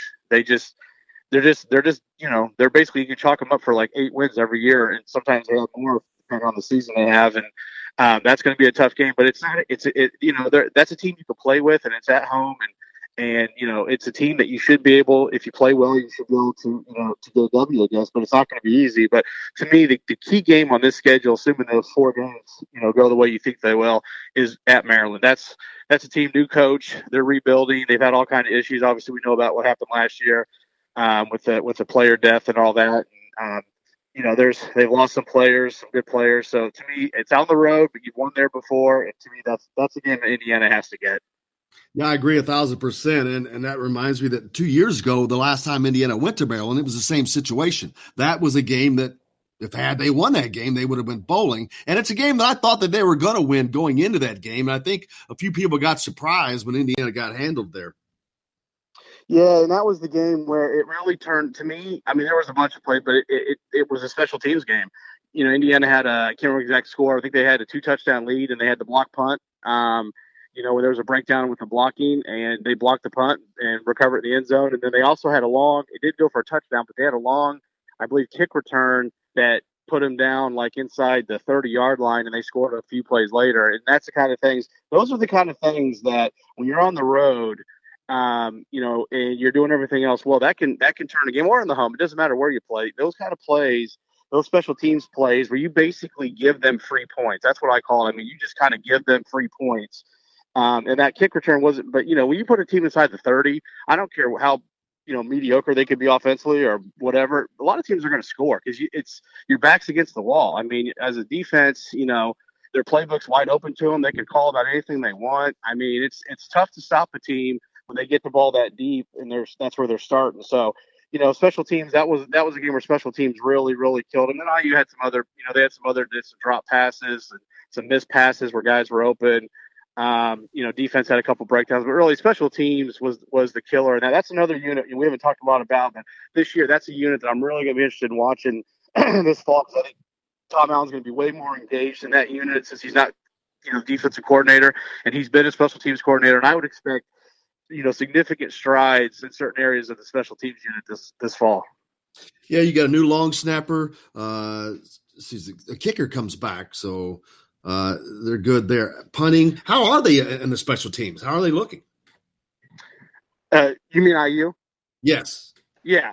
Well, I think the biggest improvement to me is he talked about this in the offseason when I met with him in his office. We did the one-on-one interview. Is kick return. They just, last year, I mean, let's be honest, it was, I don't want to say embarrassing, but it was kind of weird that they spare caught somebody. But I think it was, when you don't have a dynamic kick returner or somebody you really trust, it makes sense. You get the ball to 25. But this year, I think that's going to be different. He said that one of his goals is to be way more dynamic on kick returns. Now, they're going to do it game by game. If you have a team like Ohio State where they can pin the ball inside the 5-yard line and they got a bunch of athletes who can run down the field and it's really hard to block them, then it's better to take the fair catch and take the ball to 25. But if you got a team where the guy kicks it kind of low and maybe their coverage units aren't as athletic, then, if you got a Cole Guest or, I don't know who'll be back there, Reese Taylor, or maybe even a Marcelino Ball, then, you let them do their thing, because those guys can make plays. And then I think kicking game, Logan Justice was terrific. Punt game, Hayden Whitehead was solid. I think he took a little bit of a step back last year, but he was still pretty good, and he'll be back. So I think all those other units, punt return will be interesting. You lost a great one in Jay Shun, but if you put like a Reese Taylor back there or a Wop, those guys athletically are right there on par with a Jay Shun. Do they have those instincts that he had? We'll have to see. But I'd like to see Reese Taylor return punts. I think he could be really fun to watch. Yeah, and I think it's really important that you got the kickers coming back. You've got a new long snapper, but you're going to have him for 4 years. And so you've got a lot of continuity. They've got a lot of continuity in the kicking game, at least. Yeah, and long snapper, and thank you for bringing that up. That's they lost a good one. And, now they're going to, it's probably going to be a freshman, Sean Ratcher from over in Ohio, who's one of the best in the country. I mean, this guy, by one service, I think he was number 1. And by most, he was top 5, top 10. I mean, by the guys who really knows, specialists in kicking and snapping. But he is a freshman, and the speed of the game is going to be sped up for him. But, that's why you recruit these guys. And with 85 scholarships, if you recruit a long snapper and scholarship, then he needs to be able to come in and play right away, because you're not going to have 2 or 3 on scholarship. You're going to have 1, and then probably 1 or 2 walk-ons. So, hopefully he's up to the task. I think he will be. I mean, he's He's got good size for a long snapper. Obviously he's really good, really well thought of. So it's just going to be getting it down, getting used to that speed of the guys across from him, because it's going to be a lot different. Even though he played in good competition over in Ohio, in the Cleveland area, it's still a big time step up. But we never talk about a long snapper unless they make mistakes. And for the last 4 years, we never talked about Indiana's long snapping because it was absolutely terrific. Yeah, absolutely. And it's funny that you ever talk about him, because that's not a position that you used to ever talk about, period. But everything has gotten so critical now. Every single position, there's a specialization going on everywhere, including long snappers. Crazy. Yeah, and I think you're seeing it with teams. I mean, even the Ohio States and the Penn State, those Michigan's, their scholarship of these guys. I mean, kickers, punters, snappers, because it's gotten so close. I mean, we talked about it. I mean, I know fans may get tired of hearing it, but it really comes down to a couple plays. I mean, most games, especially conference games, the Big Ten, come down to a few plays. Now, there's some teams obviously that are talent gap and they're not as good, but most of the games for Indiana are going to come down to a few plays. And I've talked about it ad nauseum. The Penn State game came down to special teams, and it wasn't because of the snapping, but special teams breakdown last year cost Indiana that game. They beat Penn State on the field. They were, in my opinion, the better team for 4 quarters, but 3 or 4 special teams plays absolutely turned that game around and cost them a win. And that's a big win. I mean, that's you're bowling if you get that win, and it's a signature win for the program. So you got to eliminate those. You got to clean that up. You just can't have those kind of. Sometimes the other team's going to make plays, but you can't help them by making mistakes, having breakdowns, turning the ball over, giving up a return because the guy's not disciplined in his lane, stuff like that. You can't have those kind of mistakes. And if they don't, I think they'll be a lot better on special teams. Yeah, Tim texted in that 4 losses last year were by a touchdown or less. That's a season changing right there. Yeah, and on one hand, it's really frustrating, but on the other hand, to me, it's encouraging because this team, I think they average around 24, 25 points a game, which is okay. In today's college football, I mean, really, a good offense, you should probably be at least 30. So if you can turn some of those red zone opportunities where you were getting field goals into a touchdown, I mean, some of those games, if you get one more touchdown instead of a field goal, you're probably looking at 6-7 wins. And I as your guy that message in said, he's right. I mean, it's one score or less, and I mean it's a big deal. And special teams is where you can make up some of those points. There's that hidden yardage in special teams. If you can get the other team to start farther back and you can start closer, I mean, the percentages go up astronomically depending on your field position and your chances of scoring. I mean, there's all these stats for this, but I mean, it's really, really eye-opening how much better your chances are of scoring if you start at like your 30 or 35 as opposed to your 20 or 15. I mean, it's really, you wouldn't think it'd be that big of a difference, but it's a huge difference. Absolutely. What's Matt Weaver working on? Doing some, we talked to some players, and obviously we got the break coming up, so it slows down a little bit with the holiday, but going to be doing some more Q&As with some newcomers. And that's kind of, right now, I mean, obviously for the next few days doing some family stuff, but there'll be some Q&As up on the site and probably a recruiting story or two. Matt Weaver from Peaks.com. Thank you so much, brother. Hey, have a happy July 4th. Look forward to talking to you next week. Okay. Take care, guys. Thanks. You bet. Matt Weaver from Peaks.com joining us as he does each week. Love talking football with Matt, and I can't wait for football. It's almost here, man. Hey, we got a lot more coming up. Lance Stemler's on with us. We're coming to you from the Golf Club at Eagle Point Studios, Indiana Sports Beat. Back with Lance right after this.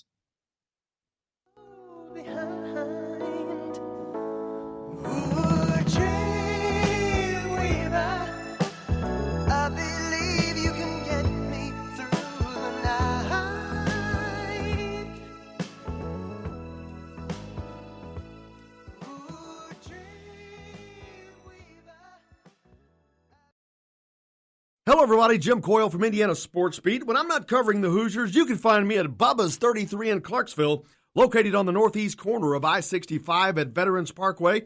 Bubba's 33 has hand-tossed pizzas, bold burgers, and ice-cold beer from a select list of local craft brewers. An incredible food selection, all made fresh daily. Whether you're meeting the team for post-win meal, a family diner, or meeting friends for happy hour to watch the game on one of Bubba's 50 TVs. Bubba's 33 in Clarksville. Pizza, burgers, beer. We all want a winning smile for those championship photos, and that's exactly what you'll get at Reynolds Family Dentistry Sellersburg. Reynolds Family Dentistry has been serving the dental needs of Hoosier families for over 30 years. Let Doctors Roger and Jay Reynolds take care of your family. Just stop by 65 at 809 South Indiana Avenue, Sellersburg. 812-246-3368. That's Reynolds Family Dentistry, 812-246-3368.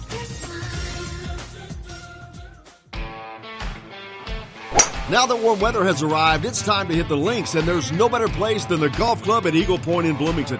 Voted best golf course by the readers of the Bloomington Herald-Times, the Golf Club at Eagle Point is under new ownership, has new fairways and bunkers, and it's open to the public. When the round's over, there's cold beer and a full menu at the Eagle Point Pub and Bistro. Call 812-824-1100 to make a tee time. That's 812-824-1100. The Golf Club at Eagle Point in Bloomington. This is A.J. Moye. This is Dan Dockett. Hey, this is Michael Lewis, former Indiana basketball player. This is Indiana football coach Tom Allen. This is Jim Coyle with the Indiana Sports Beat. You can always like and follow us on Facebook. Always follow the show rebroadcast on iTunes, Google Play, iHeartRadio, Spotify.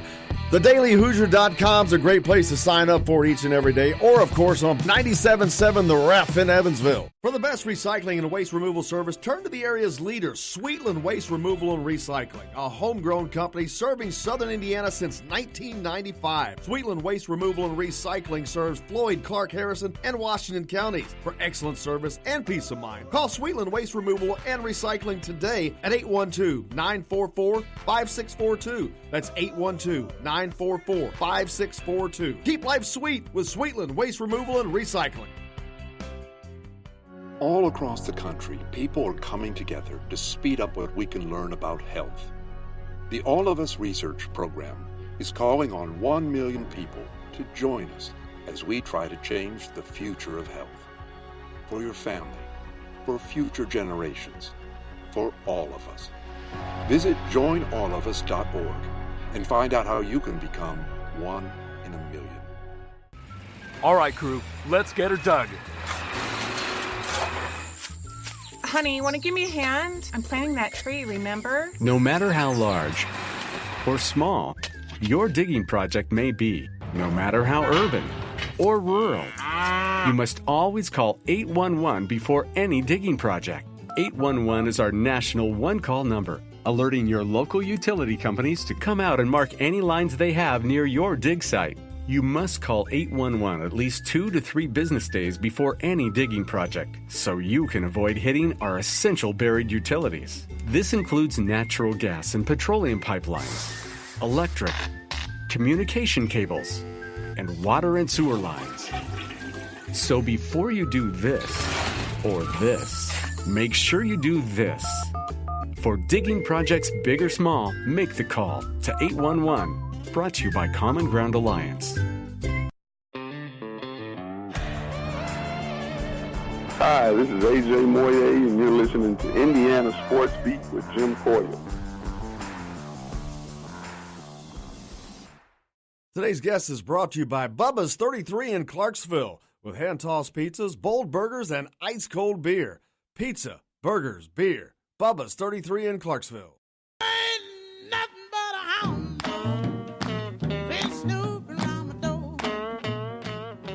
Sports Beat, Jim Coyle with you here, coming to you from the Golf Club at Eagle Point Studios, joined now by our good friend Lance Stemler. Lance, how are you, brother?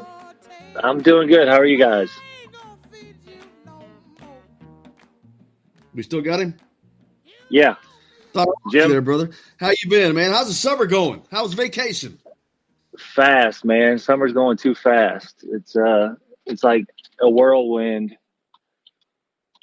Well, now your summer changes because in addition to being a normal person with a family and working, you've taken on the responsibilities of associate head coach at Providence High School, man. How's that changing your summer? It's been fun. We started in June. There was a few practices, getting to know some of the returning players, and went up to IU for a little team camp for just a day, little shootout for a day. Got to know them a little bit there. But overall it's been good. It's revigorating as far as being around the game again, a little at a higher level than obviously eighth graders, but But just the teaching aspect and getting back into that, it's been fun. The team goes up for those team camps, comes up to Bloomington. What do they get out of that besides the coolness of playing in Assembly Hall and Cook Hall and all that stuff? But what does the team actually pull from that? What can you use that for during your season? I mean, just getting to see them play. For being a new team, I think it builds just to get away from the norm and spend a little time with the guys. And with the new coaching staff. And so it builds a little bit of team chemistry with that, but also allows us to see them play in a real game like situation for the first time. But also see outside competition that they're not used to seeing. We played a team out of Cincinnati and a team out of Indy. So I think overall it was a good experience for the kids. At least, luckily, you're in an area where there's not much competition. You just have Floyd Central and New Albany and Jeffersonville and Silver Creek down there. There's no big deal. Yeah, right. It's a hotbed down here. There's some good teams and probably going to be pretty good for the next couple of years around here. And I'm just happy I'm not in 3A with Silver Creek this upcoming year. Yeah, man. Gosh, they don't just have Trey Kaufman. They got that other kid too. They got a good team. Jacoby, yeah, they little northern, and they've got a squad. They've done a nice job developing those kids, and they all kind of hit at once, and they're going to be good for the next couple of years. All those are public schools we're talking about. Providence is a smaller private school. What difficulties does that give you being a smaller school like that? I think just getting the kids to come. I mean, it's a commitment. It's obviously the private schools cost parents quite a bit of money.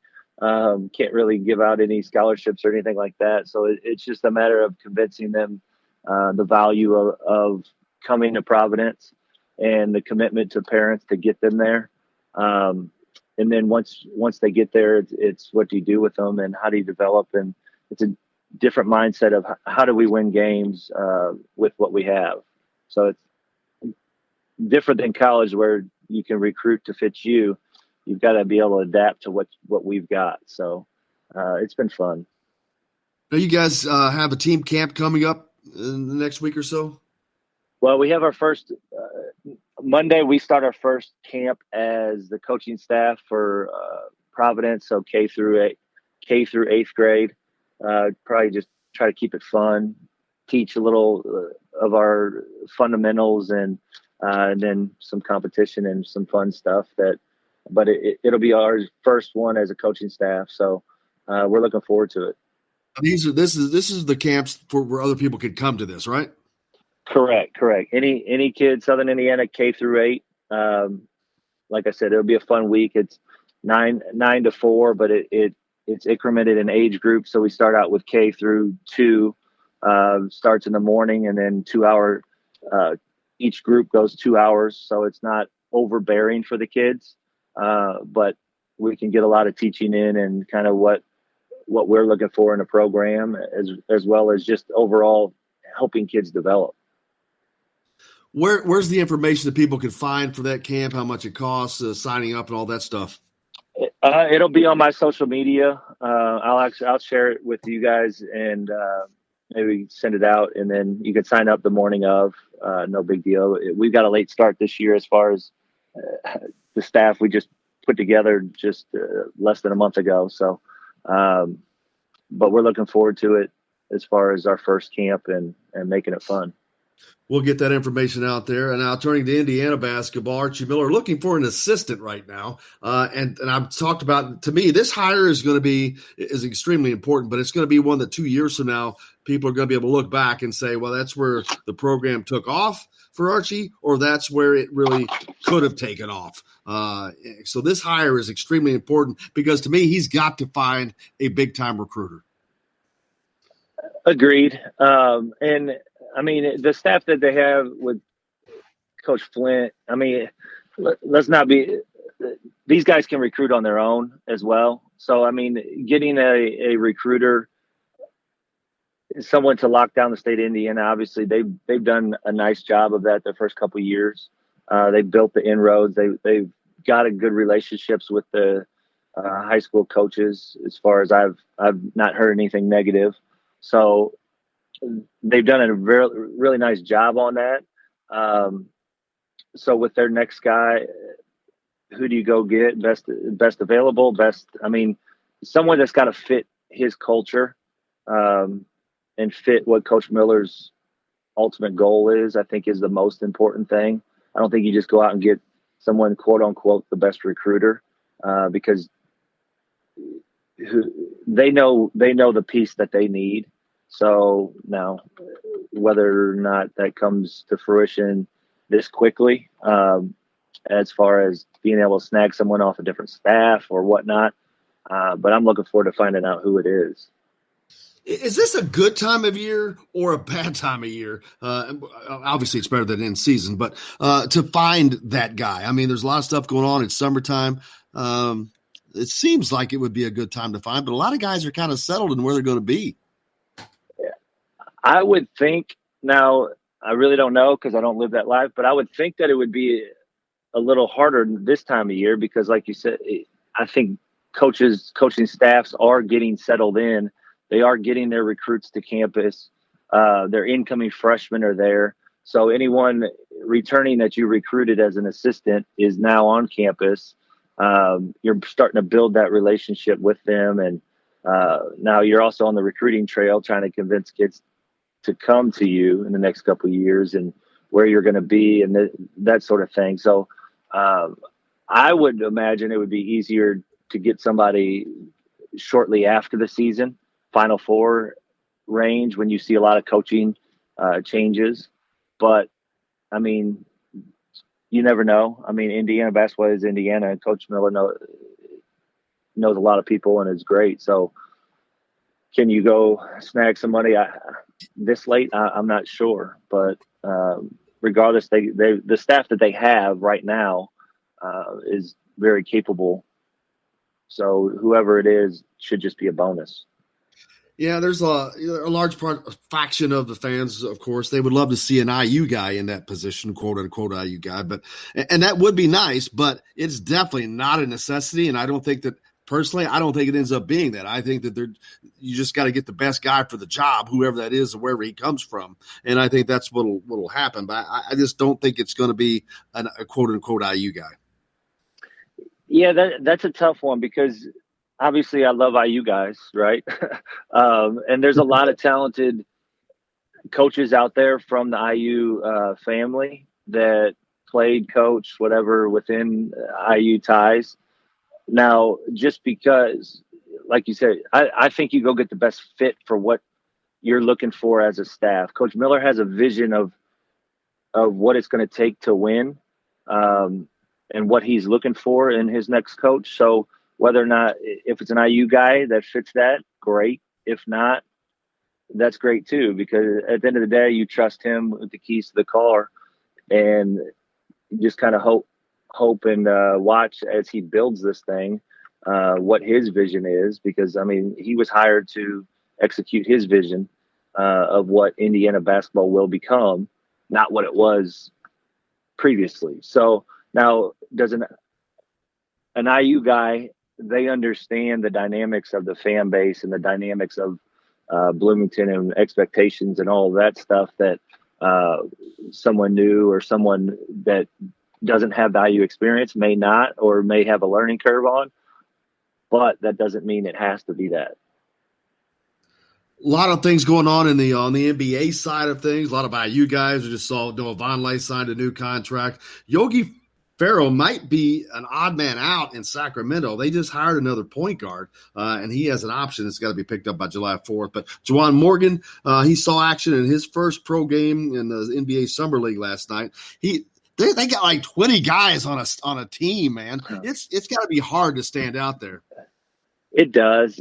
That's a tough gig. That's a tough egg to crack as far as getting on a summer league team, getting an invite to camp, and trying to find a fit. I won't call it luck because there's a ton of talented guys that are overseas or in the G League now, or not even playing anymore, but just have a ton of talent that may not have found the right situation during their stint. So I think so much of it is where do I fit and what system do I fit in? And I mean, just like college, you see guys excel in certain systems in college, and now it's amplified in the NBA because the talent level, and people that watch it think it's all one-on-one and this and that. But honestly, it's when do I get my opportunity, and when it comes, do I take advantage of it?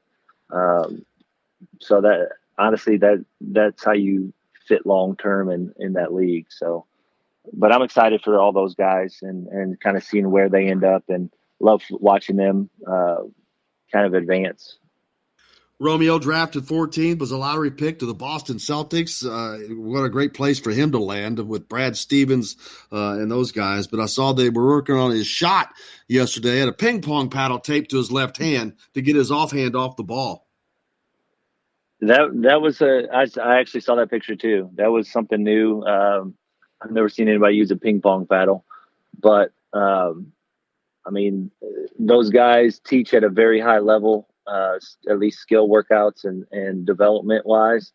And Romeo couldn't have found a better system to fit in as far as coaching staffs with Coach Stevens. I mean, with his college background, and obviously his background in general, he knows how to develop players. So hopefully they take the time and let him develop, and he gets an opportunity to shine there.